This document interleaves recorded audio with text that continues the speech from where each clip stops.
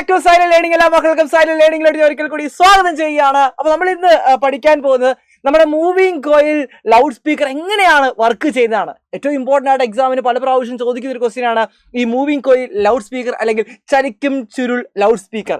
ആദ്യം തന്നെ നമുക്ക് അതിനകത്ത് പഠിക്കേണ്ടത് എന്താണ് ഒരു ലൗഡ് സ്പീക്കറിന്റെ വർക്കിംഗ് പ്രിൻസിപ്പിൾ. നമുക്കറിയാം നമ്മുടെ സെക്കൻഡ് ചാപ്റ്ററിൽ ഏറ്റവും ഇമ്പോർട്ടൻ്റ് ആയിട്ട് നമ്മൾ നോക്കിയിട്ട് പോകേണ്ട ഒരു പ്രിൻസിപ്പിൾ ഉണ്ട്, ഒരു തത്വമുണ്ട്. അതെന്താണ്? മോട്ടോർ പ്രിൻസിപ്പിൾ അഥവാ മോട്ടോർ തത്വമാണ്. അതുകൊണ്ട് തന്നെ മൂവിംഗ് കോയിൽ ലൗഡ് സ്പീക്കറിന്റെ വർക്കിംഗ് പ്രിൻസിപ്പിൾ മക്കളെ നിങ്ങളോട് ചോദിക്കും 1 മാർക്കിന്. അപ്പൊ നിങ്ങൾ ആൻസർ എഴുതണം. അതിന്റെ വർക്കിംഗ് പ്രിൻസിപ്പിൾ മോട്ടോർ പ്രിൻസിപ്പിൾ ആണ് അഥവാ മോട്ടോർ തത്വമാണ്. പിന്നെ അവിടെ ചോദിക്കുന്ന മറ്റൊരു ക്വസ്റ്റ്യൻ ആണ്, അവിടെ എനർജി ട്രാൻസ്ഫർമേഷൻ എന്താണ്, ഊർജ്ജമാറ്റം എന്താണ്, ഊർജ്ജമാക്കി മാറ്റുന്നു. നമുക്കറിയാം നമ്മുടെ ലൗഡ് സ്പീക്കറിനകത്തോട് നമ്മൾ കൊടുക്കുന്ന ഇലക്ട്രിക്കൽ സിഗ്നൽ ആണ്. ഈ ഇലക്ട്രിക്കൽ സിഗ്നലിനെ ചെയ്യ പാട്ട് പാടുമ്പോൾ എന്തായിട്ടാണ് മാറുന്നത്? അത് സൗണ്ട് അല്ലെങ്കിൽ ശബ്ദോർജ്ജമായിട്ട് മാറുന്നു. അപ്പോൾ വൈദ്യുതോർജ്ജം ശബ്ദോർജ്ജമായി മാറുന്നു. ഇലക്ട്രിക്കൽ എനർജി സൗണ്ട് എനർജി ആയിട്ടാണ് എവിടെ മാറുന്നത്? നമ്മുടെ ലൗഡ് സ്പീക്കറിനകത്ത് മാറുന്നത്. ഇനി അടുത്തത് നമ്മൾ നോക്കാൻ പോകുന്ന അതിന്റെ പാർട്സ് ആണ്, അതിന്റെ ഭാഗങ്ങളാണ്. എന്തൊക്കെയാണ് ഒരു ലൗഡ് സ്പീക്കറിൽ നിങ്ങൾ അറിഞ്ഞിരിക്കേണ്ട കാര്യങ്ങൾ?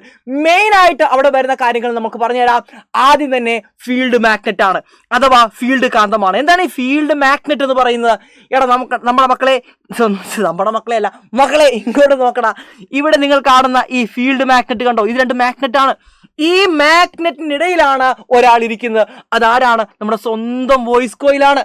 നമ്മുടെ വോയിസ് കോയിൽ, നമ്മുടെ ഈ ഒരു ലൗഡ് സ്പീക്കറിന്റെ മർമ്മം എന്ന് പറയുന്ന, ഹാർട്ട് എന്ന് പറയുന്നത് ആ വോയിസ് കോയിലും അതേപോലെ തന്നെ ഫീൽഡ് മാഗ്നറ്റുമാണ്, ഫീൽഡ് കാന്തവുമാണ്.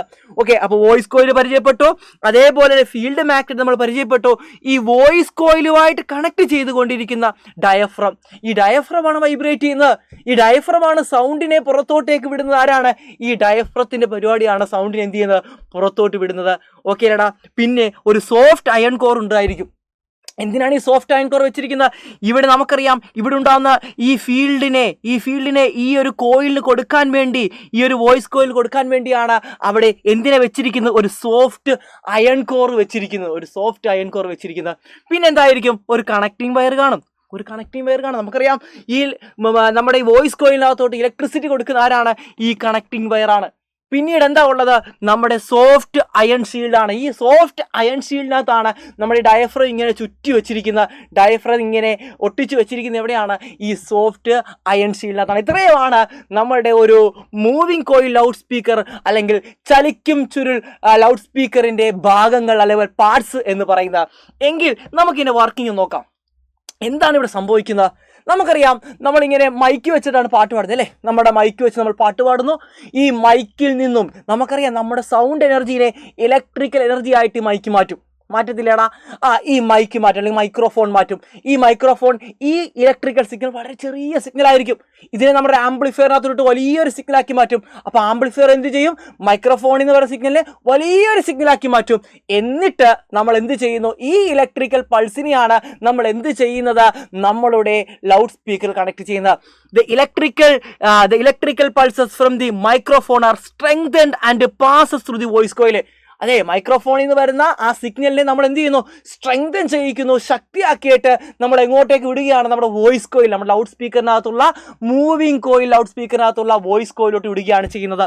അതാണ് ഒന്നാമത്തെ പരിപാടി എന്ന് പറയുന്നത്. മൈക്രോഫോണിൽ നിന്ന് വരുന്ന വൈദ്യുത സിഗ്നലുകളെ ശക്തി വർദ്ധിപ്പിച്ചിട്ട് നമ്മൾ എങ്ങോട്ട് വിടുന്നു? വോയിസ് കോയിലോട്ട് എത്തിക്കുന്നു. എന്നിട്ട് അവിടെ വെച്ച് എന്താ സംഭവിക്കുന്നത്? ഈ വോയിസ് കോയിൽ എവിടെ പ്ലേസ് ചെയ്തിരിക്കുന്നത്? വോയിസ് കോയിലിനെ നമ്മൾ പ്ലേസ് ചെയ്തിരിക്കുന്നത് ഫീൽഡ് മാഗ്നറ്റ് ഇടയ്ക്കാണ്. നമുക്കറിയാം ഒരു കണ്ടക്ടറിനകത്തൂടെ വൈദ്യുതി പ്രവഹിക്കുമ്പോൾ ആ കണ്ടക്ടറിനകത്തൊരു ബലം അനുഭവപ്പെടും. അപ്പോൾ വോയിസ് കോയിലിനകത്തൂടെ ഇങ്ങനെ വൈദ്യുത സിഗ്നൽ ഇങ്ങനെ വരുമ്പോഴത്തേക്കും ഈ വോയിസ് കോയിൽ എവിടെയാണ് മക്കളെ ഇരിക്കുന്നത്? ഒരു മാഗ്നറ്റിക് ഫീൽഡ് ഇരിക്കുകയാണ്. അപ്പോൾ സ്വാഭാവികമായിട്ടും നമ്മുടെ വോയിസ് കോയിലിന് ഒരു ബലം അനുഭവപ്പെടും. അതിങ്ങനെ വൈബ്രേറ്റ് ചെയ്യാൻ തുടങ്ങുന്നു. എന്ത് ചെയ്യുന്നു മക്കളെ? ആ വരുന്ന ഇലക്ട്രിക്കൽ സിഗ്നൽ അനുസരിച്ച് അതെന്ത് ചെയ്യുന്നു? ഇങ്ങനെ വൈബ്രേറ്റ് ചെയ്യുന്നു. ഓക്കെ, അതാണ് രണ്ടാമത്തെ പോയിന്റ്. നോക്കിയടാ, വൈദ്യുത സിഗ്നലിന്റെ അടിസ്ഥാനത്തിൽ കാന്തിക മണ്ഡലത്തിൽ ഇരിക്കുന്ന വോയിസ് കോയിൽ കമ്പനം ചെയ്യുന്നു, വൈബ്രേറ്റ് ചെയ്യുന്നു. ഇനി അടുത്തതോ, അവസാനം എന്താണ്? ഈ വോയിസ് കോയിൽ ആരുമായിട്ടാണ് കണക്ട് ചെയ്ത് വെച്ചിരിക്കുന്നത്? ഡയഫ്രമായിട്ടാണ്. അപ്പോൾ വോയിസ് കോയിൽ വൈബ്രേറ്റ് ചെയ്യുമ്പോൾ ഡയഫ്രവും വൈബ്രേറ്റ് ചെയ്യുന്നു. അങ്ങനെ സൗണ്ട് പുറത്തോട്ട് വരുന്നു. മൂന്നാമത്തെ പോയിന്റ് എന്താണ്?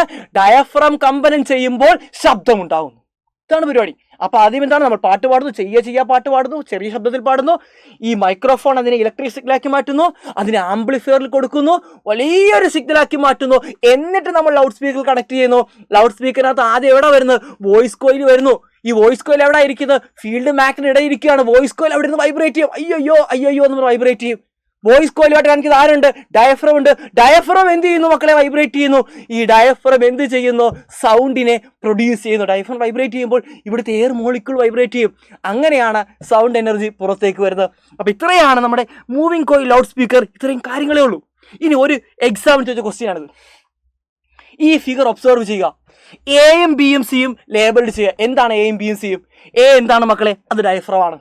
ബി എന്താണ്, അത് വോയിസ് കോയിൽ ആണ്. സി എന്ന് പറയുന്നത് നമ്മുടെ ഫീൽഡ് മാഗ്നറ്റ് ആണ്. ഓക്കേടാ, yes right the function of diaphragm in the device. ഡയഫ്രത്തിന്റെ ഫംഗ്ഷൻ എന്താണ്, നമ്മുടെ വോയിസ് കോയിൽ വൈബ്രേറ്റ് ചെയ്യുമ്പോൾ ഡയഫ്രം അതുമായിട്ട് കണക്ട് ചെയ്യിക്കുന്ന ഡയഫ്രം വൈബ്രേറ്റ് ചെയ്യുന്നു. ഡയഫ്രം സൗണ്ട് എനർജിനെ പുറത്തോട്ട് വിടുന്നു. Last, what is a working principle of this device? മക്കളെ, ഇത് നിങ്ങൾ ചാറ്റ് ബോക്സിൽ ഇടണം. ഈ ഡിവൈസിന്റെ വർക്കിംഗ് പ്രിൻസിപ്പിൾ എന്താണെന്ന് മക്കളെ നിങ്ങൾ എല്ലാവരും ചാറ്റ് ബോക്സിൽ ഇടുക. വളരെ കുറഞ്ഞ സമയം കൊണ്ട് ഇതാ നമ്മൾ ഒരു ക്വസ്റ്റ്യൻ മുഴുവനായി പഠിച്ചു കഴിഞ്ഞു. ഒരു ഡിവൈസ് നന്നായിട്ട് പഠിച്ചു കഴിഞ്ഞിരിക്കുന്നു. ഇതിന്റെ പ്രിൻസിപ്പിളും ഇതിന്റെ വർക്കിങ്ങും ഊർജ്ജമാറ്റവും അതേപോലെ ആ ഡയഗ്രവും നന്നായിട്ട് പഠിച്ചു കഴിഞ്ഞാൽ ഇവിടെ നിന്ന് ചോദിക്കുന്ന 4 മാർക്ക് സിമ്പിളായിട്ട് നമുക്ക് അടിച്ചെടുക്കാൻ പറ്റുന്നതായിരിക്കും. അപ്പൊ ഇതേപോലുള്ള വീഡിയോ ആയിട്ട് ഇനിയും നമ്മൾ വരുന്നുണ്ട്. മാക്സിമം ഷെയർ ചെയ്യുക, ലൈക്ക് ചെയ്യുക, കമന്റ് ചെയ്യാൻ മറക്കലടാ മക്കളെ.